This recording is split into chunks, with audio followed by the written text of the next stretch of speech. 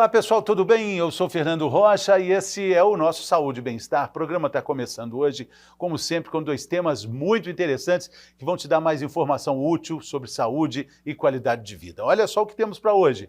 A gente vai falar sobre a cirurgia bariátrica, procedimento cirúrgico para combater a obesidade. O Brasil é um dos campeões nesse procedimento. Na verdade, é o segundo país no mundo com mais procedimentos de cirurgias bariátricas. Vão entender mais sobre esse assunto. E a gente também vai falar sobre a esclerose. Vai entender que essa condição não é uma exclusividade dos mais velhos. Como essa doença ataca o nosso organismo, como é possível prevenir, como são os tratamentos. Vamos saber sobre tudo isso no programa que está começando agora.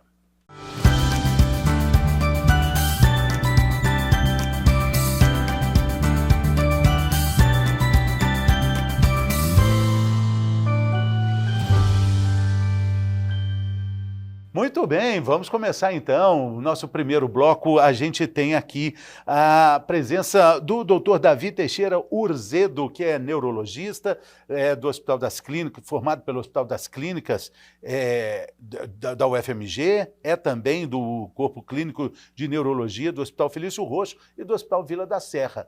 Bem-vindo, doutor, tudo bem? Muito obrigado, Fernando. Obrigado pelo convite. Alegria de recebê-lo aqui. A gente vai falar sobre a esclerose, sobre essa condição que está muito associada, na maioria das vezes, para muitas pessoas, a uma condição de idade. A esclerose, pessoas mais velhas que têm, mas não é exatamente assim. A gente vai falar sobre a esclerose múltipla, entender as causas desse problema.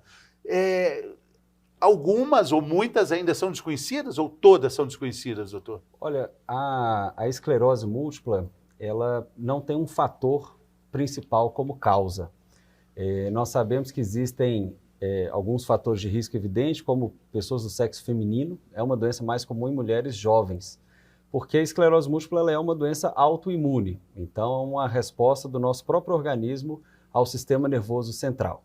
Então a gente sabe que às vezes deficiência de algumas vitaminas, a obesidade, o tabagismo são fatores de risco para a doença, mas não existe um fator de risco único para a causa, sabe? E esse é o grande desafio, porque se a gente encontrasse aquela peça-chave que explicasse o motivo da doença acontecer, nós conseguiríamos talvez atuar de forma mais direta. Né? Acontece que ela também, para confundir mais ainda, ela evolui de forma diferente em cada indivíduo? Sim. O padrão mais típico de acometimento da doença, e isso é até o que gera uma certa dificuldade no diagnóstico, é porque ela é uma doença que acontece em surtos. Então, geralmente, acomete uma mulher de 25 a 31 anos, a maioria das vezes, essa é a faixa etária de maior incidência, e ela tem o que a gente chama de surto da doença. Então, é um ataque do sistema imune ao nosso sistema nervoso central. Pode manifestar como uma dificuldade visual, uma dificuldade para andar, às vezes um desequilíbrio, mas a particularidade é que isso tende a melhorar sozinho. E isso atrasa muito o diagnóstico, porque às vezes a pessoa observa os sintomas e ele melhora sozinho, pensa, não, então tudo bem, agora meu problema está resolvido. Passa alguns meses, tem um novo surto, e às vezes o diagnóstico vai acontecer anos depois do primeiro evento. E a gente sabe hoje que quanto mais tempo passa, maior a chance da pessoa evoluir com alguma piora independente desse surto. Então, mesmo que não aconteça em surto, com o passar do tempo, a pessoa vai tendo um prejuízo ao andar, às vezes um prejuízo da visão, um prejuízo da cognição, a memória às vezes não fica muito boa. E existem pessoas que às vezes o intervalo entre os surtos demoram anos. Outras que às vezes em um ano tem 4, 5 surtos, que são principalmente pacientes do sexo masculino. Geralmente eles tendem a ter uma doença que a gente chama um pouco mais agressiva, com surtos mais recorrentes. E daí a nossa necessidade, nesse mês de maio, que é o mês de conscientização da esclerose múltipla, o mês internacional, eles trazem até o termo, né, visibilidade, que é essa conscientização sobre a doença, porque toda mulher jovem, ou paciente qualquer mais jovem, que começa com alteração da visão, formigamento na perna que não melhora por nada, tem que procurar um médico, mesmo que melhore sozinho. Muito bem, olha só que interessante, temos 2 sinais de alerta, 2 sintomas importantes. Estamos gravando esse programa em maio, mas esse alerta serve para o ano inteiro, né, doutor? Sim, com certeza. E é impressionante assim, como esses sintomas se misturam com outros. imagino que antes do diagnóstico, essa paciente, estou falando essa paciente porque o prognóstico é mais comum para as mulheres, ela já passou por pelo menos 5 ou talvez 8, 10 especialidades médicas diferentes, não, doutor? É muito comum. Geralmente procuram muito oftalmologistas e ortopedistas. Vamos só citar os exemplos que o senhor deu, que são sinais de alerta. Formigamento na perna. O grande ponto Mas é que formigamento não é muito comum, assim, muito dependendo comum, da posição? muito comum. Cãibra. Aí esse é a peça-chave, porque os sintomas eles têm que durar mais do que 24 horas. 24 horas de perna formigando. 24 horas de perna formigando não é normal. Não é normal. Então, às vezes a gente, ao sentar, a posição que fica, a perna formiga um pouco, a posição dorme em cima do braço, acorda com o braço formigando, mas se esse sintoma ele persiste por 24 horas, tem que ser pelo menos investigado. Existem outras causas, são sintomas que são comuns a outras doenças, mas merece uma atenção especial. A mesma coisa são as alterações de visão que acontecem. Geralmente é uma alteração principalmente para a visão de cor. Então a pessoa começa a enxergar o tom de verde, vermelho com maior dificuldade e nos dias, como dura mais do que 24 horas, nos dias seguintes ela começa a ter uma sensação, igual como quando nós tomamos um banho quente que o espelho fica embaçado pelo vapor, aquela sensação da visão, como se tivesse uma mancha de vapor em frente à visão. Isso é um sinal de alerta, porque pode ser inflamação exatamente do nervo da visão. E olha, poxa, eu iria direto no oftalmo. Sim, e existe hoje uma grande tendência das pessoas que trabalham com esclerose múltipla exatamente de conscientização de oftalmologistas sobre a frequência da doença, porque muitas vezes o exame oftalmológico é normal. Até algumas pacientes perguntam, poxa, eu fui no oftalmologista e ele falou que estava tudo normal. E realmente o olho está funcionando bem. Às vezes o problema é realmente no nervo. E a gente já falou isso aqui algumas vezes, mas nunca é demais repetir, né?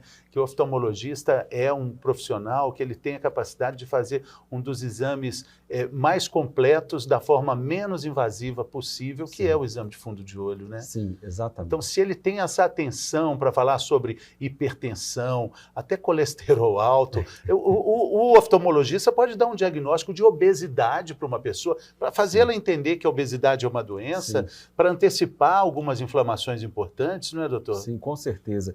E eu sempre penso o seguinte, apesar de hoje nós termos várias especialidades médicas, né, oftalmologista, neurologista, ortopedista, por aí vai, todo mundo passa por uma formação básica da medicina e é dever de todos alertar sobre possíveis doenças, né? Então, pressão alta, obesidade, o risco de esclerose múltipla, por exemplo, isso tem que ser de consciência de todo profissional de saúde, né? E aí é de cada um, né, também, né? Aí ultrapassa a questão das especialidades médicas, aí vamos para a condição humana, né? Exatamente. Que é inerente a tudo, né, doutor? Acima de qualquer especialidade, né? A nossa condição humana.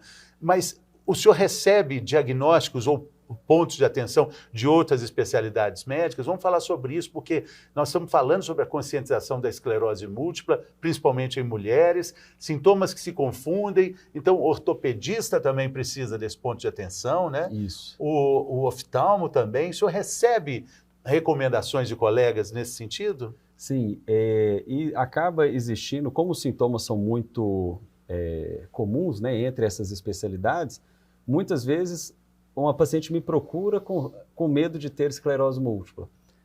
Vai no senhor direto. Não, eu estou com formigamento na perna, tenho um choque na coluna, e quando a gente examina, na verdade, é um problema de hérnia de disco. E aí eu envio ou para um colega neurocirurgião ou ortopedista para o segmento, né? Então, essa conversa entre as especialidades, de um referenciar para o outro, de ter esse contato próximo, exatamente porque às vezes as doenças, as manifestações se confundem mesmo. Sim, né? E deve ser muito difícil o momento de um diagnóstico de esclerose múltipla, né? Sim. O momento para o médico, né? É um momento que não pode ter pressa, né? E eu falo que não se resolve em uma consulta, porque eu brinco que eu falo demais, né? Não sei se você está percebendo, mas eu tenho Mas eu gosto de entrevistado, é assim, é assim que é bom. Fala muito, mas então a gente joga aquele tanto de informação, né? E a pessoa começa, não, o tratamento é assim, o acompanhamento é assim, faz uma ressonância, tá. Na hora que ela sai do consultório, aquilo embola na cabeça e surgem várias dúvidas, né? Então, é o momento de trazer o que você comentou, né? De humanidade. Então, é o momento que aquela pessoa recebe algo que muda o planejamento de vida dela, por ser uma doença crônica, que hoje ainda não tem tratamento específico, mas tem controle, mas isso vai mudar a rotina. Então, os planos de vida, o plano de uma mulher de 30 anos que está começando a carreira de trabalho, iniciou uma família, iniciou um relacionamento, de repente isso leva um susto com um diagnóstico e, por vezes, a gente precisa de 3, 4, 5 encontros para poder realmente organizar os pensamentos. Tem um exame que crava esse diagnóstico? Como é que é essa investigação? A gente monta um quebra-cabeça. Não existe hoje um exame que a gente possa solicitar que venha o laudo esclerose múltipla. A gente usa peças-chave da manifestação clínica, né, como a gente comentou, desse formigamento, da alteração de visão, com a ressonância magnética. Quando a gente pede a ressonância, seja do cérebro ou da coluna, existem alterações que são típicas de esclerose múltipla. Mas, por muitas vezes, existem doenças, como a gente comentou, que simulam. Às vezes, falta de algumas vitaminas, deficiência de vitamina B12, deficiência de cobre, algumas doenças infecciosas podem parecer no exame de ressonância com esclerose múltipla. Então, eu falo sempre com o paciente que é o momento que, antes de dar o sim para a doença, nós precisamos dar vários nãos. Então, falar que não é carência de uma vitamina, falar que não é alguma infecção. Então, a gente monta esse quebra-cabeça com exames de sangue, com ressonância, às vezes com análise do líquor, né, que é um líquido que circula no nosso sistema nervoso central. A gente consegue coletar esse líquido pela coluna de forma pouco invasiva, não é não invasivo, mas é pouco. E aí a gente monta esse quebra-cabeça para poder dizer que é esclerose múltipla, né? Existem critérios para isso, mas realmente depende de uma gama de exames. Agora, com relação à esclerose múltipla já diagnosticada, a pessoa vai ter ali uma pergunta, né? Acho que o nosso telespectador, a nossa telespectador, deve estar também querendo fazer essa pergunta. O que eu faço para evitar? E quem tem o diagnóstico, o que eu fiz para ter isso? Uhum. E aí a gente entra num grande ponto de interrogação, né, doutor? O que eu faço para não ter? Eu acho que hoje a gente tem isso muito nítido, que para várias doenças, hábitos de vida são cruciais para manter a saúde. Que serve para tudo. Para tudo, exatamente. Então, no caso da esclerose múltipla, que nós não conhecemos uma causa única, isso é ainda mais reforçado. Então, atividade física, uma alimentação saudável, não fumar, evitar alimento muito gorduroso, isso a gente sabe que gera uma inflamação no organismo e com o risco de desenvolver doenças autoimunes. Ter bons hábitos, boas escolhas, bons amigos, bons programas, Sim. é bom até para dor de cotovelo, né? Exatamente. Resolve tudo, né, resolve doutor? grande parte dos problemas, né? E o que eu fiz para ter esclerose múltipla... A outra questão não é uma pergunta tão rara, a gente escuta com bastante frequência e muitas vezes vem aquilo, meu filho pode ter, ou eu tenho porque os meus pais têm uma doença, a princípio... Só um parênteses, doutor, às vezes pessoas, eu tenho uma grande amiga lá em São Paulo, jovem, cheia de vida, que se cuida, atleta, tem esclerose múltipla.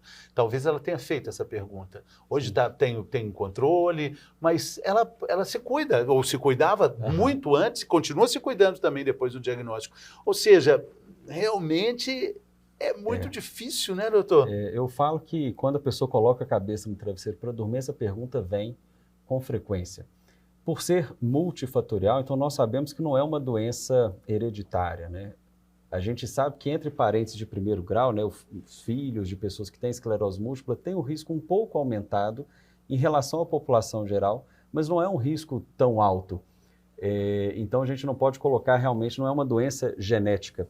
Tem alterações genéticas das pessoas que às vezes predispõem à doença, mas não é simplesmente passa de pai para filho ou de mãe para filho, por aí vai.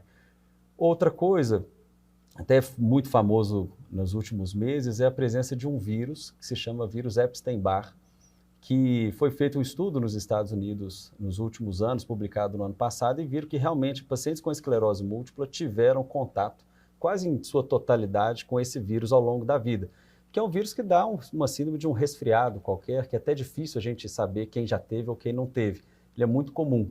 Então parece que esse vírus tem um papel importante. Ele é um ponto em comum? É um ponto em comum entre os pacientes e até alguns grupos, inclusive na Inglaterra, hoje tentam trabalhar com uma vacina para esse vírus em locais em que a esclerose múltipla é muito comum. Como provavelmente isso sendo um ponto importante para gatilho de início da doença. Mas eu sempre tento tranquilizar os pacientes de que essa pergunta não tem resposta, né? Por que comigo? Então é o momento realmente de trabalhar a mente para virar a página e seguir o caminho, sabe? Sim, sim. Agora, doutor, como é que é o tratamento, né? Uma vez dado o diagnóstico, aí a gente vai falando do tratamento Uhum. que avança muito, né? Remédios caros, mas também a maioria ou muitos são fornecidos pelo governo, né? Isso. A história do tratamento da esclerose múltipla no Brasil mudou muito de 2010, 2011, 2012 para cá, exatamente pela disponibilidade desses medicamentos pelo SUS, né? Então, grande parte da população tem direito a esses remédios que são realmente muito caros. Caro nós estamos falando caro, Caro, né? caro é caro mesmo. Acho que a gente pode falar, é mais de 30 mil? Alguns sim, outros 10 mil, né? Mas esses medicamentos, a ideia, como é uma doença autoimune, então eles tentam controlar o sistema imunológico, de forma que não exista essa reação tão intensa contra o nosso sistema nervoso O central. remédio faz O isso. remédio faz isso. E existem diversos mecanismos pelos quais eles conseguem controlar o sistema imune, e a resposta está em tratamento individualizado. Porque alguns medicamentos, por exemplo, são comprimidos, outros são injeções subcutâneas dia sim, dia não, outras infusões mensais, outras semestrais. Vai depender muito da doença do paciente e também do estilo de vida do paciente. Se é uma pessoa que trabalha muito viajando, às vezes fazer infusões mensais não vai ser satisfatório, ela não vai conseguir cumprir isso e manter a qualidade de vida dela. Então, por vezes optamos por um tratamento mais com um intervalo maior. Mas o mais interessante, e deve ser publicado ainda esse ano, porque nós temos uma divisão dos tratamentos entre tratamentos de baixa eficácia e tratamentos de alta eficácia. É claro que quando fala assim, parece uma resposta simples. Poxa, eu quero um tratamento que tenha uma eficácia maior. Padrão ouro. Padrão ouro. Mas a gente sabe que com isso vem, às vezes, alguns efeitos colaterais. Só que a cada ano nós temos cada vez mais segurança com o uso desses medicamentos de alta eficácia, e isso tem mudado muito a história de vida das pessoas com esclerose múltipla. Só que realmente, apesar da pessoa usar um tratamento de alta eficácia, isso só não basta. A gente volta na tecla de hábitos de vida. Então, uma pessoa que fuma tem que parar de fumar, porque o cigarro ele aumenta a chance de surto e aumenta a chance de surto grave. A pessoa ela tem que ter um hábito de vida saudável, fazer atividade física na medida que ela conseguir, mas sempre fazer atividade física. Cuidar muito da mente, né? Então, às vezes, a pessoa desenvolve uma ansiedade associada ao próprio diagnóstico e para ela estar bem, porque esses tratamentos eles vão mudar a vida da pessoa ao longo de anos, mas às vezes a pessoa precisa de um cuidado hoje, né? Então, cuidar da própria mente hoje, cuidar do próprio corpo hoje. Essa associação é o que realmente nos ajuda a ter um controle maior da doença. E como é que ela evolui? A gente está falando, basicamente a gente está dizendo que é uma doença de jovem, né? Sim, sim. Então mudamos todo o paradigma desse conceito de esclerose múltipla, porque a gente associa aos velhos, Sim. e na verdade esse diagnóstico para os mais idosos, ele é menor, ele não existe? Existem pacientes idosos com esclerose múltipla, mas que a maioria das vezes começaram com a doença na fase mais jovem, então ali aos 30 anos. Existe uma forma da esclerose múltipla, que é a esclerose múltipla que nós chamamos de primariamente progressiva, ou seja, ela não funciona em surtos. É como se a pessoa, cada dia, sem perceber o motivo, ela fosse piorando. Esse é um padrão de doença mais comum em pessoas um pouco, não é mais velhas, mas idade um pouco mais avançada, próximo de 40, 50 anos. Mas o comum é aos 30. Só que nós encontramos hoje, às vezes, pessoas com 60 anos de idade que têm esclerose múltipla, mas que iniciaram o quadro quando mais jovem. Se um paciente com 60 anos chega com o primeiro diagnóstico de esclerose múltipla nessa idade, nós temos que desconfiar. Existem todas aquelas doenças que eu comentei que simulam muito e parecem com esclerose múltipla, e é aí que nós temos que acender um alerta para essa possibilidade. Ah, sim. Então, a gente está basicamente falando de doença, de uma doença que atinge muito mais os jovens. Muito mais né? os jovens. Agora, com relação à evolução dela, como é que... A gente tem filmes, né? Existem romances que falam sobre isso. Como é que ela evolui? Qual é a expectativa dessa vida normal, da qualidade de vida de um paciente com esclerose múltipla? Nós hoje nós usamos o termo, geralmente, história natural da doença, né? A história natural da doença é, se eu não tratar, o que vai acontecer? Se eu não fizer nada. Se eu não fizer nada, o que acontece, né? Nós sabemos que 80% dos pacientes com esclerose múltipla, a maior parte dos sintomas que vão gerando incapacidade é a dificuldade para andar. Então, às vezes, ela não consegue caminhar uma distância tão longa quanto fazia antes, às vezes era uma pessoa que corria, às vezes não consegue correr quanto corria antes. Se nós não fizermos nada, entre 15 e 20 anos, depois do primeiro sintoma, às vezes a pessoa precisa de uma bengala para poder se apoiar. É exatamente onde a gente quer agir com o tratamento, né? Que esses 15, 20 anos se transformem em 30, 40 anos. Mas a evolução, ela realmente passa por essa dificuldade de mobilidade, a maioria das vezes. 20 anos depois a pessoa precisa de um apoio para andar, algumas pessoas depois de mais uns 10 anos, então nós estamos falando de uma pessoa que com 30 anos começou com a doença, por volta de 50, 60 anos, se nós não fizermos nada, ela pode ter essa dificuldade de locomoção, principalmente. Agora, é impressionante também a força dos grupos de apoio, né? Das redes de apoio, de histórias que incentivam, que inspiram os pacientes recém-diagnosticados, né? Isso é muito bacana, né? Eu sempre incentivo fazer parte desses grupos, porque a experiência do outro pode nos ajudar num momento, né, de maior fragilidade, e tem ainda alguns pontos importantes que eles se ajudam muito. Às vezes, o paciente mudou o medicamento e tem o remédio sobrando e alguém está esperando a liberação do governo, então eles fazem doação entre o grupo para início de tratamento o mais rápido possível. E as associações hoje, a associação, por exemplo, em Minas Gerais, ela é muito forte, conta com apoio de psicólogos, de neurologistas e tudo exatamente para tirar dúvidas, porque essas dúvidas elas vão surgindo dia após dia, né? Na pandemia, eu tive a oportunidade de fazer uma live com uma menina que é namorada, o casal tem, e ela tem uma história muito bonita, os dois falam sobre isso. O rapaz já está num estágio mais avançado, com sintomas mais assim, evidentes, assim, proeminentes, mas ela está ainda sem os sintomas, e uma rede de apoio é uma coisa maravilhosa. Sim. Uma coisa maravilhosa. Isso deve ser um estímulo muito, muito interessante, Sim. né, doutor? Agora, com relação ao tratamento, quando se fala de doenças neurológicas, até com relação à epilepsia, espasmos, alguma coisa ligada ao Parkinson, tem muita ligação nas pesquisas com a medicina canábica, o Sim. canabidiol. Nessa área também? O canabidiol ele surgiu como uma possibilidade terapêutica em várias áreas. Dentro da esclerose múltipla, pela dificuldade de andar, às vezes as pessoas desenvolvem alguns que a gente chama de espasticidade, o membro fica mais rígido e com isso com muita dor. E às vezes com os medicamentos relaxantes musculares a gente não consegue melhorar os sintomas. E aí o canabidiol ele tem uma ação para espasticidade, ele tem evidência realmente de que funciona e não tem efeitos colaterais tão significativos, então para isso realmente é bem indicado. Eu sempre chamo a atenção que, infelizmente, era o que a gente sempre queria, ter uma resposta única.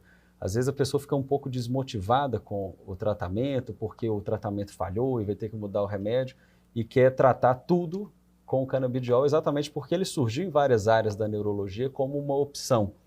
Só que ele tem que ser muito bem indicado, até para não gerar mais frustração e gerar mais incapacidade. Então, hoje, na esclerose múltipla, é restrito realmente para esse quadro de dor vinculado a esse membro que fica mais duro, mais rígido, sabe? Eu acho que esse é o grande desafio dessa área da medicina farmacológica, de dar um limite para essa área de ação, porque senão vira uma panaceia, né? O que serve para tudo acaba não servindo para nada, porque não é o caso do canabidiol, né? Isso. Mas talvez alguma coisa até para limitar a expectativa também, Sim, né, doutor? E isso é um problema, porque como o canabidiol, por exemplo, tem boas indicações, se todo mundo usa para algo que não tem, vai começar a falar, não, falhou, não funciona, não funciona, não funciona. Aí, de repente, algo que poderia ser favorável em alguma situação específica, deixa... Preciso um certo cuidado, porque tem muitas coisas, na área da neurologia, muitas coisas. Bom, doutor Davi Teixeira Urzedo, de Mariana, Minas Gerais, pertinho de Ouro Preto. A gente estava falando lá sobre a mina da Passagem